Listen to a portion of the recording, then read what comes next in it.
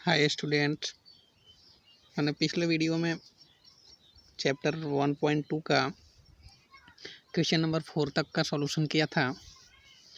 क्या हो रहा है कि वीडियो जो है रिकॉर्ड करने के बाद आपका जो है यूट्यूब पे डालने के बाद धुंधला हो जा रहा है, जिसके कारण हमने सोचा कि जो क्वेश्चन अभी बचा है फिलहाल हमने उसको PDF के थ्रू आपको सॉल्यूशन कराने के लिए कोशिश की है।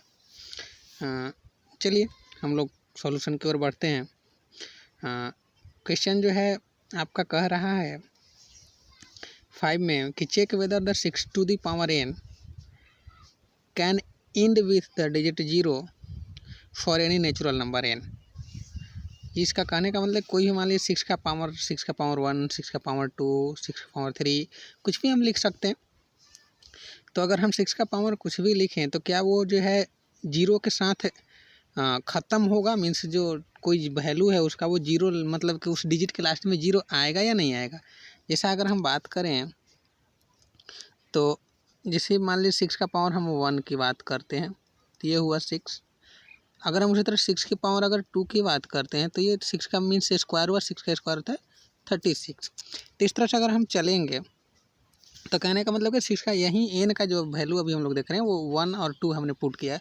तो उसी तरह से क्या कोई ऐसा 6 का डिजिट होगा जिसका हम पावर कुछ पुट करें तो उसके लास्ट में जीरो आएगा या नहीं आएगा, वहीं हमें चेक करना है। ठीक है, तो चलिए हम लोग क्या करते हैं कि कहता है कि अगर किसी भी डिजिट के लास्ट में अगर जीरो लाना है, कोई भी अगर मतलब डिजिट है अगर उसके लास्ट में जीरो लाना है, मीन्स 10, 20, 30 जो भी है 20, 30, 40 कुछ भी हो, तो अगर वो लास्ट में अगर उसका डिजिट जीरो आ रहा है तो आप डिवीज़न का जो रूल है उसके अनुसार आप जानते हैं कि अगर किसी डिजिट के लास्ट में अगर जीरो है तो वो क्या होगा कि अगर लास्ट में जीरो है तो वो 10 से ज़रूर डिवाइड होगा। अगर किसी भी डिजिट के लास्ट में जीरो है तो क्या होगा 10 से, जैसे यहाँ पे 60, अगर हम इसको 10 से डिवाइड करें तो उसको होना ही होना है। कोई ऐसा डिजिट नहीं है जिसके लास्ट में अगर जीरो हो तो उसको हम 10 से डिवाइड नहीं कर सकते। और इसके साथ आपने इतना भी जाना है कि अगर जैसे मान लीजिए कोई ऐसा डिजिट है जो 10 से कट रहा है, अगर ये 60 हमारे पास अगर 10 से कट रहा है तो हम इसको कह सकते हैं कि अगर ये 10 से डिविजिबल है तो ये 5 से भी होगा और 2 से भी होगा। ओके, ये 5 से भी होगा और 2 से भी होगा। तो इसी तरह से मैं जो आपका डिजिट अगर जो 10 से कटेगा तो वो फिक्स है कि 5 से भी कटेगा और 2 से भी कटेगा। ठीक है, तो अगर हम इसी तरह से आगे चले बढ़ें इसमें तो कहता है कि अगर सॉल्यूशन की बात करते हैं तो हम लोग डायरेक्ट सॉल्यूशन की ओर बढ़ते हैं। अगर हम बात करें तो यहाँ से हम लोग लिख सकते हैं कि prime fraction of the 6n, अगर 6n को अगर हम प्राइम फ्रैक्शन के रूप में लिखेंगे तो 6 का 2 × 3 होगा। ठीक है, अगर हम 6n का अगर प्राइम फ्रैक्शन लिखते हैं तो हमारे पास 2 × 6 होगा। और इसका भी पावर n है, अगर 6 का पावर n है तो भाई इसका भी पावर n होगा। ठीक है, तो हम यहाँ से देख रहे हैं कि it can be observe that 5 is not in the prime fraction of 6n। Means जो 5 है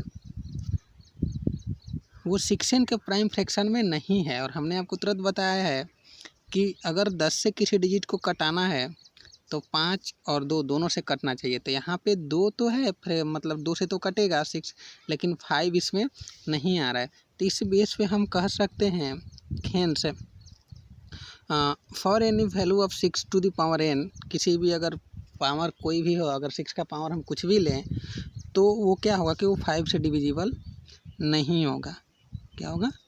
5 से डिविजिबल नहीं होगा। देयरफॉर इसके साथ हम इसलिए ये भी कह सकते हैं कि 6n मीन्स 6 का पावर कुछ भी can not and with the digit 0 for any natural number, क्योंकि अगर वो 0 से ख़त्म होगा कोई भी डिजिट तो वो ज़रूर उसमें 5 और 2 मल्टीपल्स के रूप में आते। ठीक है, इसी के साथ हम लोग क्वेश्चन नंबर आगे की ओर बढ़ते हैं। ठीक है, अगर नेक्स्ट क्वेश्चन की बात करें तो यहाँ पे 6 है। ठीक है, 6 का है कि explain y 7 × 11 × 13 + 13 and 7 into 6 into 5 into 4 into 3 into 2 plus 5 1 plus 5 are composite number. तो देखिए ये कह रहा है कि हमें यहाँ पे एक्सप्लेन करने के ये जो दोनों नंबर दिया हुआ है, ठीक है, तो ये क्या है, ये जो दोनों नंबर है हमारे पास वो कैसा नंबर है, कंपोजिट नंबर। इसको हमें प्रूफ करना है एक तरह से, ठीक है। तो थोड़ी सी बात आती है बच्चों कि कंपोजिट नंबर क्या होता है, ठीक है, और प्राइम नंबर क्या होते हैं। तो हमने आपको पिछली वीडियो में बताया कि जब किसी का अगर कोई मतलब एक ऐसा डिजिट जो किसी के टेबल से अगर नहीं कटता है तो उसको हम लोग प्राइम नंबर बोलते हैं, और अगर वहीं कोई डिजिट अगर किसी टेबल से कट जाता है एक को छोड़ करके और ख़ुद को छोड़ करके तो उसको हम लोग कंपोजिट नंबर बोलते हैं, ठीक है। तो अगर हम इस क्वेश्चन की बात करें, ठीक है, तो कह रहा है ये ऊपर इसके बारे में ये डिस्क्रिप्शन दिया है यहाँ से यहाँ तक। हम क्या करेंगे कि यहाँ से स्टार्ट करेंगे, इस नंबर को हम लोग लिए, ठीक है। तो अगर हम देखें तो अगर इसको थोड़ा सा बड़ा कर लेते हैं, अगर हम इसको देखें तो 7 into 11 into 13 प्लस 13 को अगर हम चाहें तो इसको दो पार्ट में बांट लेते हैं। एक क्या करते हैं, एक यहाँ से यहाँ तक होगा और एक ये अकेले होगा। अब जब इसको दो पार्ट में बांटे तो हम क्या देख रहे हैं कि दोनों तरफ 13 है आपका, तो 13 इससे हम लोग क्या करेंगे कॉमन ले लेंगे। 13 जब कॉमन ले लेंगे तो इस पार्ट से अगर 13 जब कॉमन हो गया तो इस वाला में से अगर आप निकालिएगा फर्स्ट पार्ट से तो 13 जब बाहर है तो वहाँ पे 7 into 11 बचेगा, ठीक है, और प्लस इस पार्ट से भी है क्योंकि कॉमन दोनों में से निकलता है तो यहाँ से निकला तो ये +1 दिया। अब क्या करते हैं कि हम लोग को पता है कि यहाँ पे एक ब्रैकेट है तो ब्रैकेट का सॉल्यूशन करेंगे, ठीक है। तो जब ब्रैकेट का सॉल्यूशन अगर करेंगे तो यहाँ पे 13 बाहर इसको छोड़ देंगे।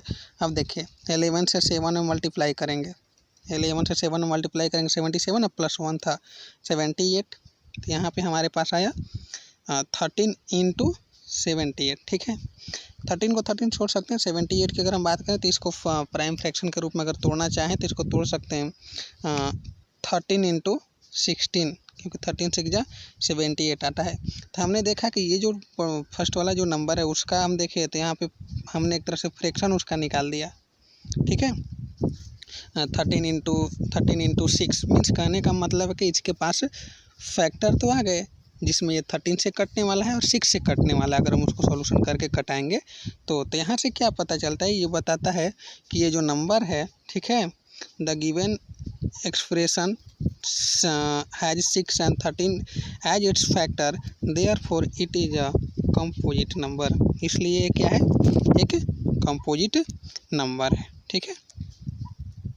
उसके बाद अगर देखें हम दूसरा में, ठीक है, तो जो सेकेंड वाला है ये कह रहा है कि अगर हम इसको क्या कर सकते हैं कि यहाँ से यहाँ तक को एक पार्ट में ले लेते हैं और ये +5 को एक पार्ट में ले लेते हैं, ठीक है। तो देख रहे हैं कि इधर भी 5 है और यहाँ पे भी 5 है, इधर भी 5 है। अब हम 5 को कॉमन लेकर के बाहर निकालें तो टोटल जो है 7 6 4 3 2 into 1 बचेगा और यहाँ से भी 5 निकल गए तो ये भी +1 हुआ।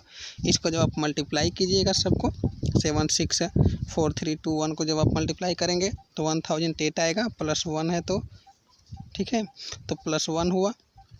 जब उसको जोड़ देंगे तो 1009 हो जाएगा। 5 में मल्टीप्लाई करेंगे तो हम इसको 5 मल्टीप्लाई नहीं करेंगे, यहाँ से हमें पता चलता है कि जो नंबर है बड़ा सा उसका फैक्टर हमारे पास 2 आ गया, एक तो 5 आया और एक 1009 आ गया। कहने का मतलब कि 1 को एक्सेप्ट करके इसमें भाई 2 फैक्टर इसमें भी मिल गए हमें, 5 आया और 1009 आया।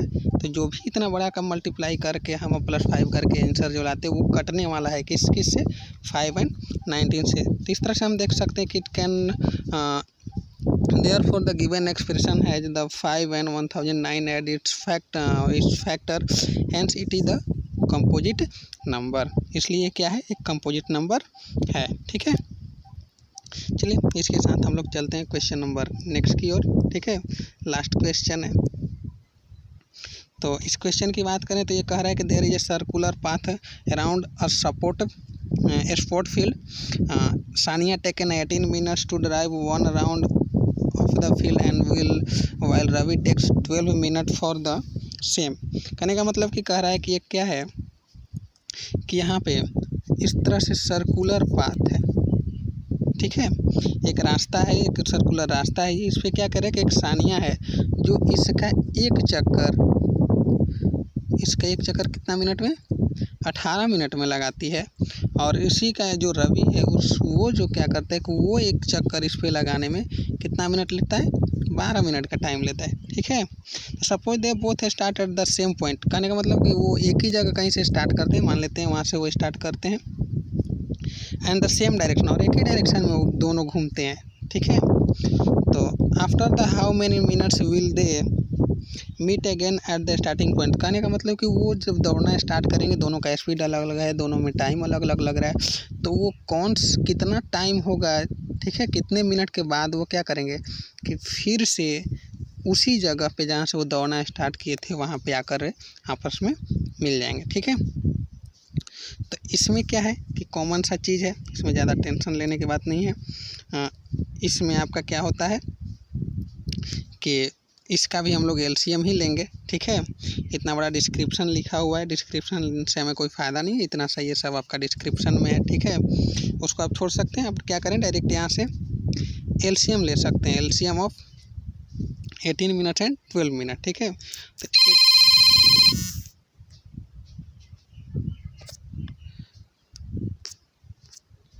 18 मिनट एंड 12 मिनट, ठीक है। तो यहाँ से अब आप क्या कर सकते हैं कि जब आप इसका एलसीएम ले लिए, ठीक है, तो 18 और 12 का जब हम एलसीएम लेंगे तो यहाँ पे हमारे पास आएगा 36, 12 और 18 का एलसीएम कितना आएगा, 36, ठीक है। तो कहने का मतलब इसलिए हम लोग इसको कह सकते हैं therefore Ravi and Sonia will meet together at the starting point after 36 minute, कहने का मतलब 36 मिनट के बाद वो फिर से क्या हो जाएंगे, आपस में मिल जाएंगे, ठीक है। जब से वो दौड़ना स्टार्ट किया तो उसके बाद 36 मिनट के बाद उन लोग आपस में मीटिंग हो जाएगा। चलिए इसके बाद फिर हम लोग मिलते हैं नेक्स्ट वीडियो में।